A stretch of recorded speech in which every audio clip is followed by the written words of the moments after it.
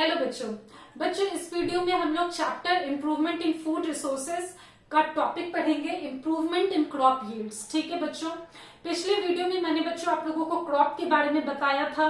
ठीक है, क्रॉप का टाइप्स बताया था और क्रॉप के फार्मिंग में क्या क्या इंपॉर्टेंट चीजें हैं, क्या क्या नेसेसरी स्टेप्स हैं, ये सारे आपको डिस्कस किए थे। ठीक है, अब बच्चों हम लोगों ने, लेकिन मैंने आप लोगों को एक चीज बच्चों बताया था कि इम्प्रूवमेंट क्यों जरूरी है। ठीक है, यहाँ पे जो इम्प्रूवमेंट दिया, इम्प्रूवमेंट इन फूड रिसोर्सेज, बच्चों ये क्यों जरूरी है।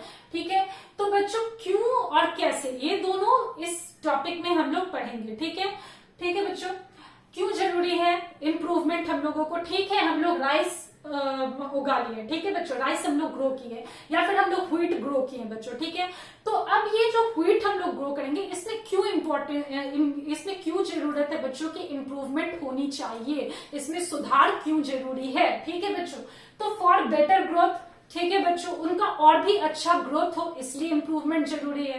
ठीक है बच्चों, वो उसमें ज्यादा से ज्यादा न्यूट्रिशंस आए। ठीक है बच्चों, ज्यादा उसकी न्यूट्रिशनल वैल्यू हो इसलिए जरूरी है बच्चों। ठीक है, जैसे मानो अभी आप लोग मल्टीग्रेन आटा का नाम सुनते होंगे, बहुत सारा मल्टीग्रेन्स रहता है, उसमें बाजरा रहता है, फिर से आपको व्हीट रहता है, मिलेट्स रहता है, बहुत सारे कुछ रहते हैं, उसका वो मल्टीग्रेन बनता है। तो बच्चों क्या हुआ, वो आप जो नॉर्मल गेहूं का आटा, मतलब गेहूं का जो वो खा रहे थे, आटा खा रहे थे व्हीट का, अब इसमें क्या है बच्चों, इसमें बहुत सारे न्यूट्रिशंस आ गए, व्हीट भी है, बाजरा भी है, सोयाबीन भी है, सारे मतलब न्यूट्रिशंस आ गए हैं। ठीक है बच्चों, तो इसकी न्यूट्रिशनल वैल्यू और बढ़ जाएगी।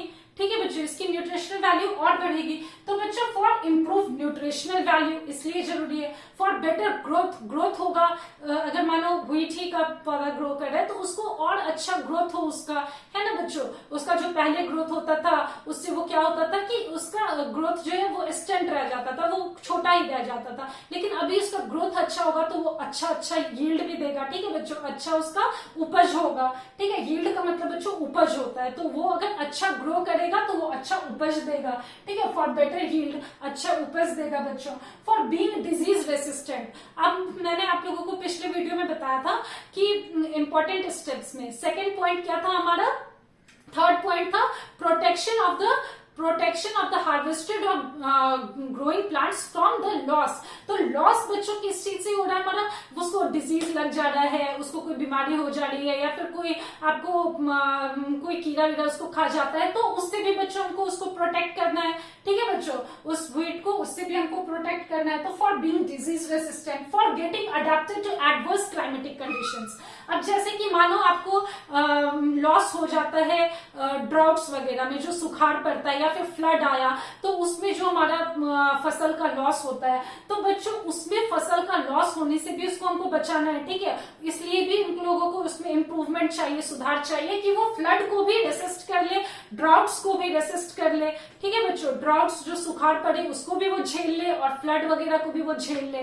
तो इसलिए भी बच्चों हम लोगों को उसमें इंप्रूवमेंट देना है। ठीक है, उसको इंप्रूव करना है फॉर इम्प्रूव न्यूट्रिशनल वैल्यू। ये तो आप लोग समझ गए, न्यूट्रिशनल वैल्यू भी उसका इम्प्रूव्ड हो, उसको और अच्छा न्यूट्रिशन उसमें, जैसे मानो व्हीट से आपको क्या कार्बोहाइड्रेट मिलता है। ठीक है, फिर आपको प्रोटीन्स मिलता है आपको ग्राम्स से, पल्सेस से, तो वो और भी अच्छा प्रोटीन्स मिले। ठीक है बच्चों, और भी अच्छे से मिले, हायर अमाउंट ऑफ प्रोटीन्स मिले, हायर अमाउंट ऑफ कार्बोहाइड्रेट मिले हमको व्हीट से। तो इसलिए बच्चों हम लोगों को इम्प्रूवमेंट जरूरी है, जो हमारा यील्ड से, जो हमारा उपज है क्रॉप्स का, उससे हम लोगों को इसलिए उसमें इम्प्रूवमेंट जरूरी है उनके फसल में।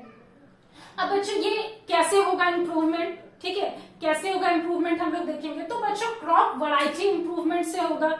ठीक है, फसल की वैरायटी की इंप्रूवमेंट की जाएगी। इन सब के बारे में बच्चों डिटेल्स हम लोग नेक्स्ट वीडियो में पढ़ेंगे। क्रॉप वैरायटी इंप्रूवमेंट से होगा, क्रॉप प्रोडक्शन इंप्रूवमेंट से होगा। ठीक है बच्चों, जो प्रोडक्शन होगा, जो उपज होगी, उसमें उसमें इंप्रूवमेंट करना होगा। उसके बाद प्रोटेक्शन में भी इंप्रूवमेंट करना होगा। ठीक है बच्चों, ताकि वो एडवर्स कंडीशन को रेसिस्ट करे, तो उसमें भी उसको प्रोटेक्ट मतलब उसमें भी इंप्रूवमेंट चाहिए हम लोगों को। तो बच्चों कैसे होगा, क्रॉप वैरायटी इंप्रूवमेंट होगा, जो सीड्स है उसकी वैरायटी में इंप्रूवमेंट की जाएगी।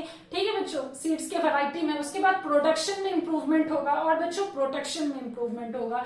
तो ये तीनों चीज के बारे में बच्चों हम लोग लेटर वीडियोस में डिस्कस करेंगे। ठीक है बच्चों, thank you and have a nice day.